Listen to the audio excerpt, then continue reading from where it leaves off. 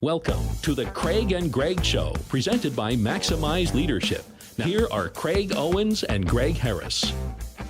Hey, welcome back to the Craig and Greg Show. I'm Craig. This is Greg. You know, I was always fascinated as a kid with science things. I loved my microscope. Ooh. You could kind of zoom in there and see a whole new world.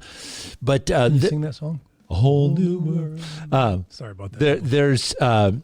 There's a phrase that I think gets used sometimes in leadership circles of micromanagement. And I wonder how many leaders think that what they're doing is maybe discovering something. I'm just really involved. I'm really studying this, and use that as sort of an excuse, because our experience has been the micromanagers, they don't do so well as leaders. No, in fact, they ruin leaders who are emerging. Yes, as well. Not just their own influence, right, or their own impact, but as they develop others, I think you're shrinking them down to a microcosm. Absolutely. Yeah. I think the challenging part about micromanagement, there's reasons behind why someone does it. Mm-hmm. There also are results or the effect of someone who is treated micro, and they are counter opposite. I think the micromanager who really thought they were doing leadership must just love the micro because they're watching a person shrivel. Yeah. Yeah, they're just totally so obsessed in one area that they miss the big picture. And I get that. There are times that you, as a leader, you do have to do a deep dive in a certain department, or there's a brand new rollout of something, and this is going to be really crucial for our business, and so we really got to focus on this. But what is it about maybe their temperament that won't let them let go of that? Once they've done their deep dive, they just have to stay in there. Why wouldn't people let go of that? I wish leaders would be like people who fish. It's catch and release. But they don't. They put it on a string, and they might have a 6.5-inch bluegill, and it's like, well, that's not going to be much meat, but I got a fish. Right. I think maybe one micromanagement flaw for the person who thinks they're leading is trust. Oh. Because I can only do it the best, right? I know, I'll give my shout out to my mom, amazing role model, but I didn't vacuum the house the way she did it, but she was trying to teach us, responsibility and, contribute in a chore. And so I would vacuum. I had the first floor, my sister had another floor, and she's like, well, you missed some spots. And I said, well, no one walks there. But she wanted those stripes, right? Yep. That you did the whole section of carpet. And after a while, I think my mom was like, forget it. I'll just vacuum the way. It took me less time just to get the vacuum myself. I think leaders fall into that, but we're not developing people. Right. And I think that's our challenge, is it's trust that they'll do it their way. Like, you wore a different shirt than I suspected today, but I knew it was going to be a good, classy shirt. I just didn't know what color. I didn't say, hey, make sure you don't wear something red. I let you pick the shirt you want. I think there's some freedom to that after a while for a leader, but a micromanager does not want to let that go. Well, I found this quote when we were talking about this, and I think this just amplifies what you said. Bridget Hyacinth said, micromanagement, in fact, you found this originally, I think, and sent it to me. Mm-hmm. Micromanagement is a complete waste of everybody's time. It sucks the life out of employees, fosters anxiety, and creates a high-stress work environment. I mean, there's no benefit. There's no benefit there to the micromanagement. Except for self. Yes. So we had an episode where we talked about the two-headed monster of arrogance and ignorance. Yeah. So let's go back to that for a second and say, is a micromanager, are they doing that out of arrogance? Are they doing it out of ignorance? Are they doing it out of maybe something else, like it's just a desire to maintain control? Are they doing it out of fear, like the whole thing's going to fall apart if I don't keep my finger on every single thing going on? What's the motivation? I think we need to know maybe a little bit of the symptoms so we can help people diagnose it in themselves. And that's not easy. No. For a leader to actually be self-aware, you almost have to just splay yourself out on a table and say, I'm going to examine, Right. where am I doing well? That's a habit I need to break. Or, I didn't even realize I was just doing that. I didn't know that was my effect, cause and effect. I think the part where the exhaustion or I'm not sure what she happened to say, waste of everybody's time is one thing. But the depletion of people is the big concern for us leaders. Absolutely. And I think even as parents, you can come into that place of, so where are you going now? Well, I'm going to Billy's house. What time are you going to be home? Well, I'll be home before supper. Well, supper tonight is at 6:45. Okay. So you're going to, it's almost like safety net, bubble wrap, whatever we think we should do to our kids. I think leaders who become micromanagers lose the influence to say, hey, what did you learn from your situation? You made a decision, you implemented a product, it rolled out poor. What can we learn from it? Right. Versus, I wish I'd have gotten involved and made sure you didn't make that mistake. And then people get very careful. Productivity, creativity. You talked about, I think, anxiety and just a difficult environment to work in and live in if it's home. But I think the micro is just someone who wants to just be in control, like control issues. And maybe growing up they had struggles, they were out of control. It was a chaotic environment. I don't know. But the micromanager is exhausting for people. And you actually is probably one of the top reasons that people leave work. Sure. So often we've heard this phrase, it's not the pay or the job, it was the supervisor. Yep. And a micromanager and a supervisor is just the death wish for that employee. They're moving on. Well, let's do it because our audience is exceptionally intelligent. And how do we get such a good group? I know, it's great. And I know that from the feedback that we've heard, they want to get better. Right. So maybe share with our folks, what's something that maybe they would see? Maybe somebody goes, I don't think I'm a micromanager, but how do I really know whether I'm micromanaging my staff or not? Maybe they think that I just want to be really involved with my people. I just really want to stay right there with them on the front lines and do it. And they don't realize that maybe they've crossed the line. What are some things, like you already mentioned, maybe it's staff turnover, maybe people are leaving a lot. There could be other things that contribute to that as well. But what are some things that somebody, if they were going to say, all right, I'm going to look around my organization, some of the things that they might see that might make them think, perhaps I'm being a little too controlling, I'm a little too micro in some of those areas. What are some things they could look for? One that comes to mind happened to a fellow leader manager that I worked with. He loved that people had to come to his office to get approval. All right, so we're going to change from Bic pens to Papermate. You need to go to that person? We just need pens, or get both if people like different grips or whatever. But he wanted to approve everything. And I think it was out of mistrust in some way. And I think there was another naughty word is I think he felt superior. Sure. And you wrote a book about servant leadership, which we've touted. It's a great book. But that's not really a servant leader who micromanages. So what would somebody look for? Because people are going to say, well, yeah, of course, I need to sign off on that. So what are they going to look for in themselves or in their teammates that are coming in to make these requests to say, you know what, I'm hanging on to these things too tightly? That example, I won't say the person's name, but that example, he enjoyed it. I didn't. Okay. It was interruptive to me. Like, you just order pens. It's totally fine. We need blue, black, and red. It could be Papermate, Bic, doesn't matter to me. He wanted to make it an ordeal. So he actually asked this person, what do people like? And, what's the cheapest? Well, what if they like the most expensive? He would have said, buy the cheapest. It's just pens. Let the person buy the cheapest pens then. Just say it. And I think having them come in kind of fueled the ego.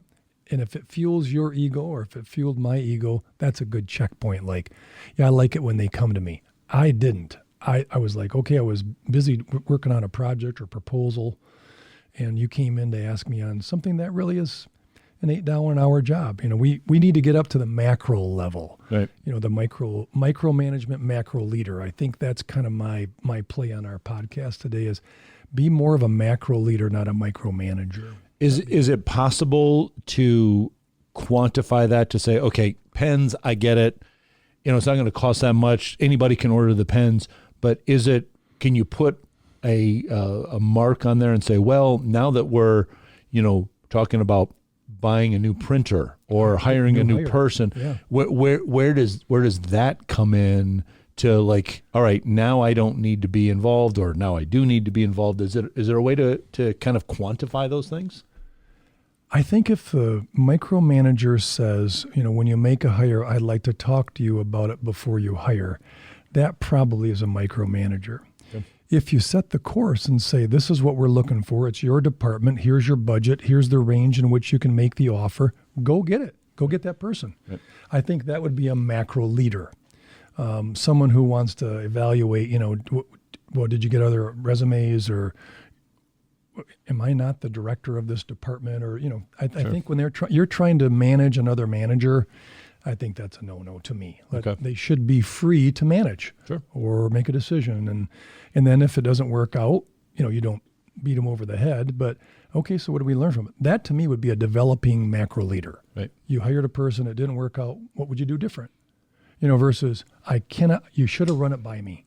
So that's another one. That's a phrase I've heard way too many times. You should have run that by me. Right. For what? Right. Like, now you're going to ask me all the questions I already had to research to make this decision, buy equipment, hire a person, et cetera. But you should have run that by me is kind of a controlling statement. Oh, sure. Have you heard that? Oh, yeah, absolutely. Give me one. Yeah, give me an example. Well, I think that happens far too often. Yes. And what I hate, too, is when it's like this. Greg, I want you to run with this. And then you take it, and then I'm like kind of pulling it back. Well, but tell me what you're doing. Keep me in the loop. Oh, that's another one. Yeah. Why didn't you check? Well, I thought I already checked with you when you handed me this project and told me to run with it. Isn't that the leader's blessing to the next person to say, yes, run with it. I trust you. I trust. Yeah. Yeah. I think you can do this. I have other things too. I will say the flaw of a micromanager is they're so self-important because they have to make all the decisions. Yes. So I'm going to share a story. Maybe it was a prior podcast, but a gentleman was running a really large organization, over 1,000 employees. He and I met quarterly, and we did leadership books and kind of our leadership talks together just over coffee. He came in one time, and he looked like death warmed over, and I'm like, wow, you okay? Oh, man, I couldn't wait for this breakfast or coffee. We're not going to talk about the book, are we? No. What's happening? I'm so weary. I said, well, what are you weary for? You got health issues? Family issues? No, I have to do so many things at work. You have 1,000 employees. You have 100 managers, or just pick a number. Why are you managing?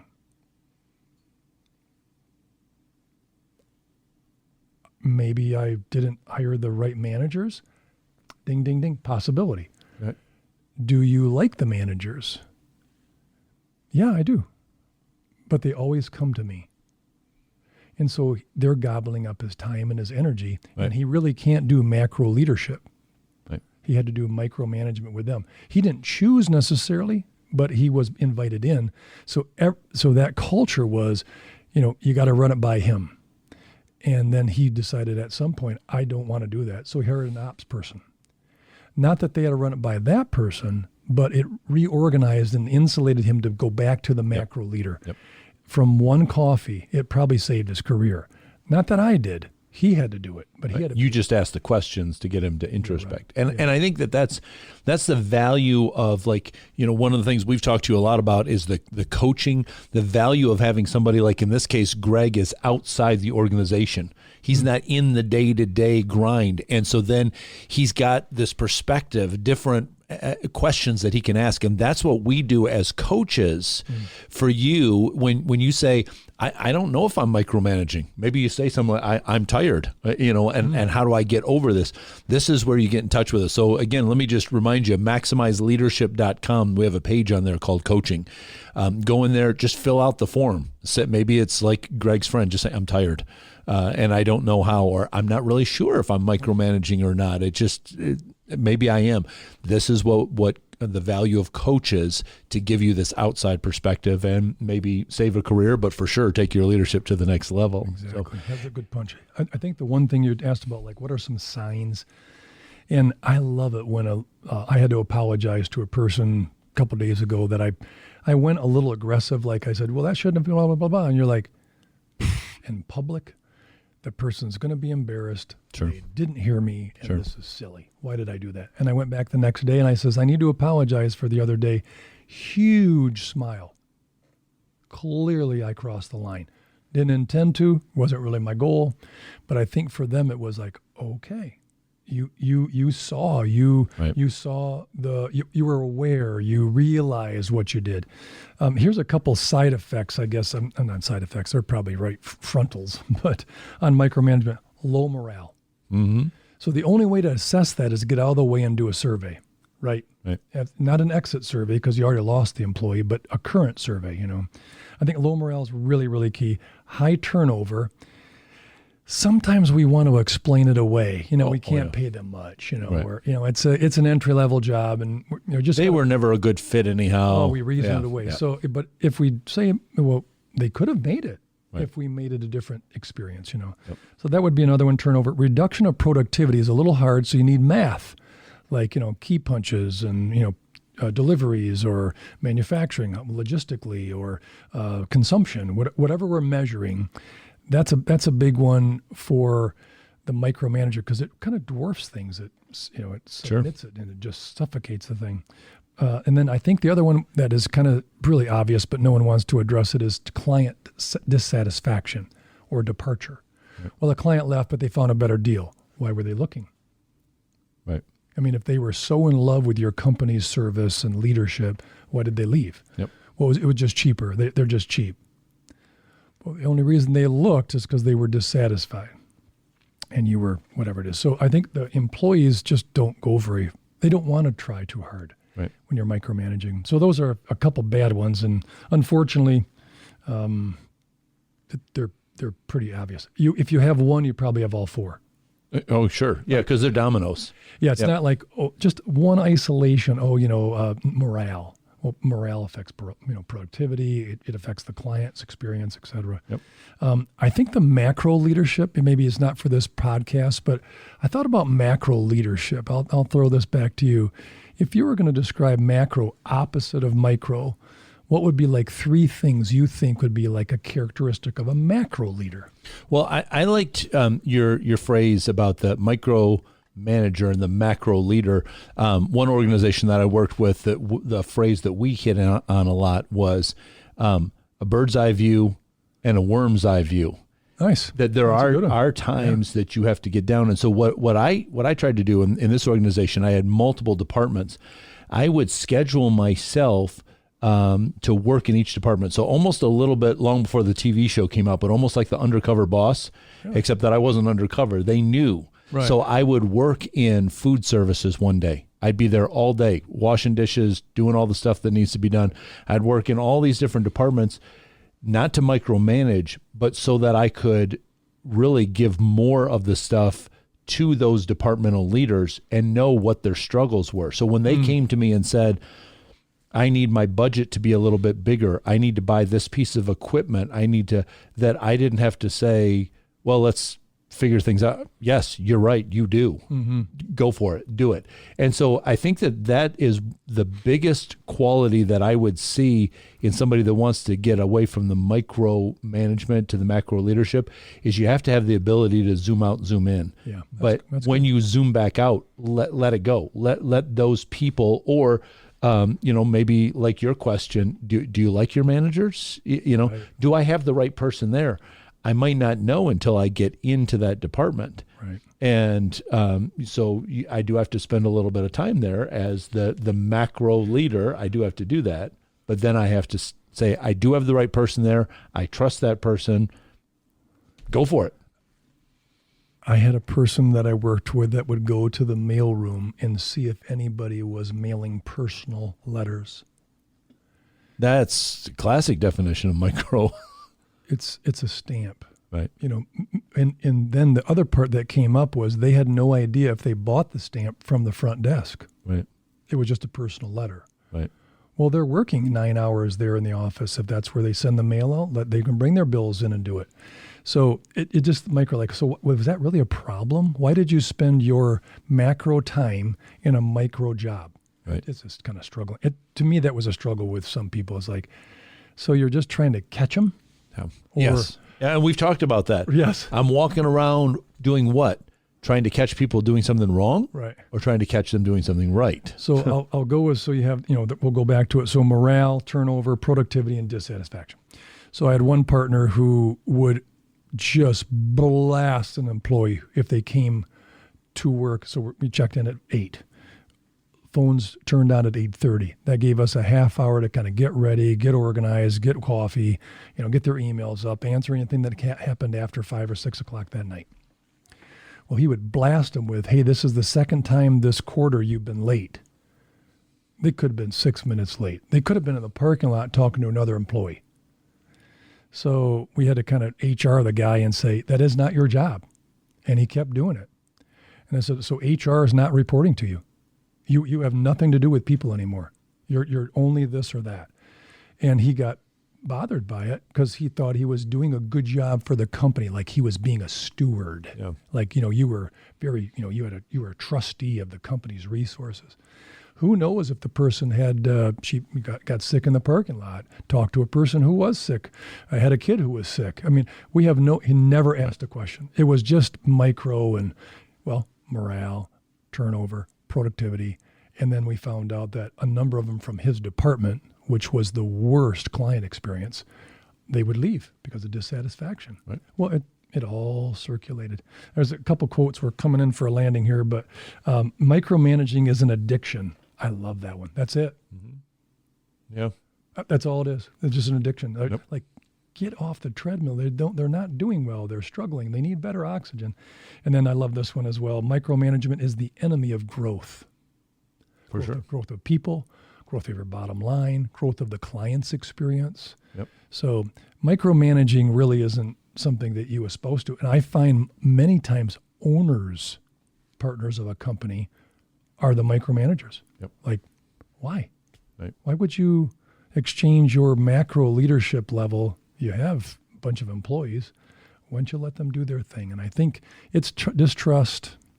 I think it also is superiority. Like, I want to control it. I'm the only one that can do it right. Right. When my dad let me, we'll close with this funny one. My dad said, you should cut the grass. And you didn't know very much. I'd pick a sight line, and after a while, you're kind of, okay, the curves or lines aren't perfectly straight. And he goes, my mom goes, we're not raising a yard, we're raising kids.